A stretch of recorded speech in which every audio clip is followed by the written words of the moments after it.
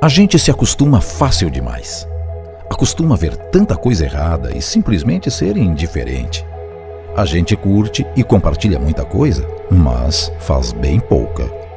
Acostuma reclamar, acostuma esquecer. Em quem votou, de quem ganhou e vai levando, vai se conformando. Vai inventando algumas desculpas para o desinteresse, o esquecimento, a falta de participação. A gente se acostuma a não acompanhar, não se envolver, não interagir. A nossa realidade nós podemos mudar e a Assembleia quer, junto com você, construir uma sociedade melhor. Quando há participação, há mudança. Assembleia Legislativa de Mato Grosso. Você participa. A mudança acontece.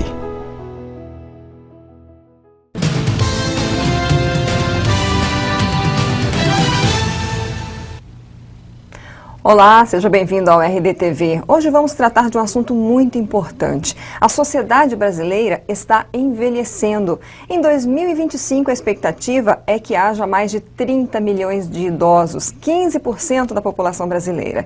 Sobre este assunto, os cuidados com os idosos, nós vamos tratar com o médico geriatra Denis Milanello. Obrigada pela sua presença na RDTV, doutor. Olá, bom dia, eu agradeço. Diante dessa estimativa, quais são os maiores desafios? Então, o fenômeno do envelhecimento populacional, ele é um fenômeno mundial. Nos países industrializados, ele ocorreu aí de maneira mais lenta, né, após a Revolução Industrial.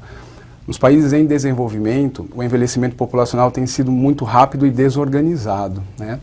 Uma das explicações para o envelhecimento populacional de modo geral é o aumento da expectativa de vida, né? Diminuição de mortalidade e diminuição de fecundidade, né? Assim, com isso, a população envelhece, né? Então, assim, o Brasil é um dos países que está envelhecendo, né? E é o que você disse, né? Mais ou menos daqui uns 10 anos, a gente vai ultrapassar os 30 milhões de idosos aqui no país. A população, a família, as pessoas estão preparadas para lidar com esse idoso? Porque também a expectativa de vida aumentou, né? Então, as pessoas estão envelhecendo, estão chegando aí aos 80 anos muito facilmente, mas existe um preparo para lidar com essa população? Então, é o que eu costumo dizer, o envelhecimento, de modo geral, ele é bastante heterogêneo, né? Então, tem pessoas de 80 anos, 85, 90, que são bem ativas, independentes, que mantêm a sua autonomia. E, por outro lado, tem pessoas de 70 anos que já têm um certo grau de comprometimento funcional, cognitivo. Então, o envelhecimento é bem heterogêneo. E isso acaba sendo um desafio familiar, né? Muitas doenças, principalmente as doenças neurodegenerativas, né, entre elas o Alzheimer, que é a mais comum, vem aumentando bastante. Por quê? O principal fator de risco para se desenvolver Alzheimer é envelhecer, né? Então, quanto maior a idade, maior a chance de ter. Então, com o aumento da expectativa de vida, né, a incidência de Alzheimer tem aumentado bastante, né? E eu costumo dizer, nesse caso, o Alzheimer ou algumas outras doenças, né, degenerativas, crônico-degenerativas, que têm aumentado com o envelhecimento, acabam sendo uma doença da família, né? Então, é uma doença que são doenças que necessitam de uma estrutura familiar, né, uma estrutura do Estado para assistir esse idoso, né? Então, tudo isso é muito novo. E eu arrisco dizer assim, nem o sistema privado de saúde e o público estão aí assim prontos, né, para absorver essa demanda de idoso aí nesses próximos anos. O que é preciso para um idoso conseguir avançar aí nessa idade, né, chegar aí aos 80 com uma certa qualidade de vida, com saúde? O que a família pode fazer para melhorar essa qualidade de vida dele? Certo. O ideal é que a coisa já comece lá atrás, né? A prevenção, né? Isso, que é o que a gente chama de reserva funcional. O que é reserva funcional? É a capacidade que o organismo tem de se manter equilibrado frente a estresse, né? E com o envelhecimento normal, a reserva funcional do idoso já é mais baixa. Então, durante a vida, se ele tem um estilo de vida mais saudável, com boa alimentação, né, com prevenção de doenças, com prática de atividade física, com certeza essa reserva funcional dele lá na frente, ela vai estar maior, né? E isso acaba protegendo ele, tanto do ponto de vista de melhora funcional, de melhora cognitiva. O mesmo para a reserva cognitiva. Quanto maior o nível intelectual, né, a escolaridade acumulada ao longo da vida, isso acaba, de certo ponto, protegendo o idoso lá na frente, principalmente das doenças neurodegenerativas, né? Então é importante já desde cedo, né, se cuidar para chegar bem lá na frente. Então, além das doenças neurodegenerativas, como o senhor diz, existem também aquelas que a gente geralmente atribui à idade, diabetes, pressão alta, problemas de coração, né? A velha e boa fórmula de atividade física, boa alimentação, continua valendo. Isso continua valendo, não sai da cartilha nunca, né? Com o envelhecimento, eu costumo dizer em consulta, com o envelhecimento normal, a musculatura do corpo, ela diminui, a massa magra diminui, né? Então ocorre encurtamento muscular. Então, é muito importante hoje em dia, a gente tem indicado muito para o idoso, do ponto de vista de atividade física, as atividades físicas resistidas, que são aquelas que trabalham bastante o músculo. Então, quanto mais ele alongar e fortalecer a musculatura do corpo, menos chance de ter dor, de ter cãibra, de cair, né? Então, além da atividade aeróbica, que é importante para a parte cardiovascular, metabólica, importante a realização de algum tipo de atividade resistida hoje em dia, musculação, hidroginástica, pilates, né? Então a gente tem indicado bastante esse tipo de atividade física para o idoso. Nesse caso, por exemplo, a gente ouve falar, né, o senhor fala em fortalecimento muscular. Existe, às vezes, até uma resistência por parte do idoso, né? Ah, mas eu vou fazer musculação, parece que musculação é coisa para jovem, para ficar, né, cheio de músculo, bombado, né? Como ele deve procurar essas atividades? Tem que ter um especialista? Como é que é esse trabalho, por exemplo, desse tipo de atividades da musculação? Isso é muito importante, né? A musculação, então, até pegando o gancho de novo, ela... além de melhorar a capacidade muscular, ela protege a massa óssea do idoso. A gente sabe que com o envelhecimento a massa óssea diminui, aumenta a chance de osteopenia, osteoporose, né, que aumentam o risco de fratura óssea. Então, essa atividade física, tanto aeróbica, mas nesse caso da atividade de fortalecimento muscular, que é super importante para o idoso, ela tem que ser supervisionada. Tem um estigma realmente, né? Por exemplo, quem tem osteoporose hoje, a gente pode indicar um fortalecimento muscular, né? A pessoa fala, nossa, mas meu osso não vai quebrar? Não, com supervisão, com a carga certa, essa atividade física de fortalecimento muscular, ela funciona como um tratamento para essa patologia dele, no caso de osteoartrite de joelho, de osteoporose. Então, faz parte do tratamento com a supervisão de profissional. Tem que fazer como se fosse remédio, né? É o que eu digo, assim, tomar remédio muitas vezes é fácil. O difícil é a gente mudar hábito, né? Uhum. Mas hoje em dia a atividade física, eu costumo dizer em consultas, se o paciente quiser fazer o tratamento completinho, o medicamento é uma parte do tratamento, a outra parte é comportamental, né? Que acaba sempre caindo para dieta e para atividade física regular supervisionada. Falando ainda na família, um idoso que não teve aí uma vida ativa, já chegou numa certa, né, na terceira idade com problemas, com uma certa dependência, às vezes tem que ficar com um cuidador. Como que essa família deve lidar com isso? Porque hoje ainda existe um pouco de preconceito, por exemplo, de clínicas, né? O senhor mesmo tem uma clínica que tem atividades para passar o dia. Ainda existe muito tabu quanto a esse tipo de instituição? Sim, tem o estigma, né, das antigas casas de repouso, né, mas hoje em dia isso aí mudou bastante, né? Então existem algumas modalidades de assistência ao idoso, né? As instituições de longa permanência hoje são os residenciais para idosos, né? O perfil dessas instituições é mais para o idoso funcionalmente mais comprometido, o idoso mais dependente, né? Mas existem outros centros, como o nosso, para o idoso independente ou semidependente, né, onde ele pode desenvolver várias atividades de estimulação, tanto física quanto estimulação cognitiva.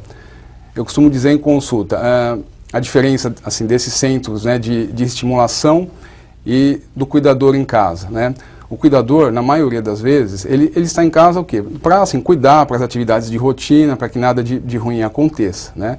É diferente, né, de ir para um centro desse, porque num centro desse, além de toda a segurança também, o idoso vai ser estimulado, né? Então, assim, estimulação com profissionais aí capacitados, né? A maioria envolvido com a área do envelhecimento mesmo. Então, isso aí dá resultado. A gente vê que na prática muda e tem impacto no prognóstico, né?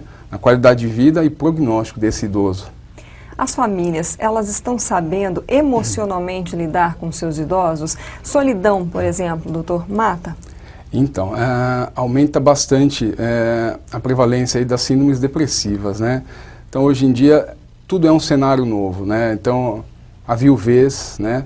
Os filhos e filhas hoje trabalhando, né? Antigamente a casa ficava mais cheia, né?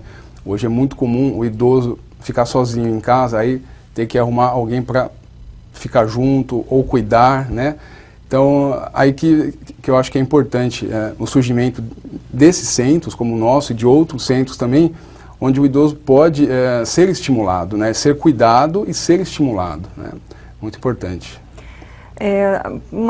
Para a gente encerrar, como que as pessoas podem dar um primeiro passo para mudar aí? Existe, claro, mesmo o idoso que esteja dependente com um cuidador, por exemplo, em casa, pode haver uma mudança de atitude, né? Pode haver uma mudança aí, além, claro, das consultas, de todo acompanhamento médico. Como que a família pode dar o primeiro passo, então? Não, eu tenho um idoso, eu estou meio acomodado com a situação, eu quero melhorar a qualidade de vida dele. O que ele pode fazer? Então, o principal é isso, é busca de informação, né? Então, a informação ela é essencial aí para a gente quebrar paradigmas e conseguir melhorar a qualidade de vida do idoso. Na nossa clínica, por exemplo, todo idoso que vem procurar o centro-dia, que é essa modalidade de estimulação física e cognitiva, que o idoso pode passar o dia, né, desenvolvendo várias atividades, né, as atividades de rotina também. Então ele faz hidroginástica, fortalecimento muscular, tem aula de espanhol, aula de inclusão digital, e aí no final do dia ele volta para casa, né. A família sempre, todos esses idosos, eles passam por uma avaliação antes, no caso comigo, para se avaliar a funcionalidade dele e o perfil cognitivo, para ver se ele preenche. Se ele não preencher, a gente orienta alguma outra modalidade ou faz a orientação em domicílio mesmo, né? Uhum. Então, assim, é aquilo que eu disse, o envelhecimento é muito heterogêneo. Então, a gente tem, a família precisa buscar informação, né? O ideal é que passe com um geriatra para ele orientar do ponto de vista de qual a melhor atividade, qual a melhor modalidade, o que traria benefício para esse idoso em termos de manter o máximo de tempo a independência e a autonomia dele, né? E, de modo geral, melhorando a qualidade de vida dele. Então, é informação e procurar um profissional assim capacitado para orientar, né? Tanto o idoso quanto a família. Muitas vezes, a principal orientação vai para a família, né? Uhum. Então, é importante o nosso contato com a família, né? Então, tem que ser bem estreito isso daí. Essa clínica fica onde? Então, a nossa clínica é o Espaço Pio Vita, fica na Rua Comandante Costa, 1300, Centro-Sul, né, aqui em Cuiabá. Agora em agosto a gente fez 1 ano de funcionamento do Centro-Dia, que é essa modalidade do idoso passar o dia desenvolvendo várias atividades e final do dia ele volta para casa, né? Uhum. Isso favorece a estimulação física dele, estimulação cognitiva e a ressocialização. Uhum. A gente tem relatos, depoimentos bem legais dos familiares em termos de melhora comportamental, melhora do humor, melhora do sono, da qualidade de vida de forma geral e melhora física, inclusive. Uhum. Tem até uma paciente minha que frequenta o Centro-Dia, ela comentou comigo há 2 semanas, ela me chamou lá na clínica e falou, doutor Denis, deixa eu te contar um segredo, né? Eu falei, diga. Ela falou assim, eu estou conseguindo amarrar meu sapato de novo. Olha, né? Que bacana. Então isso aí foi muito assim, emocionante, né? É bem legal. Ela falou assim, antes era minha filha que tinha que pôr o sapato no meu pé, ela que amarrava, hoje eu consigo fazer isso sozinha. Ela tem 91 anos. Nossa. Ela frequenta o Centro-Dia lá e ela é uma propagadora do nosso Centro-Dia devido à melhora que ela teve lá. Olha, que bacana.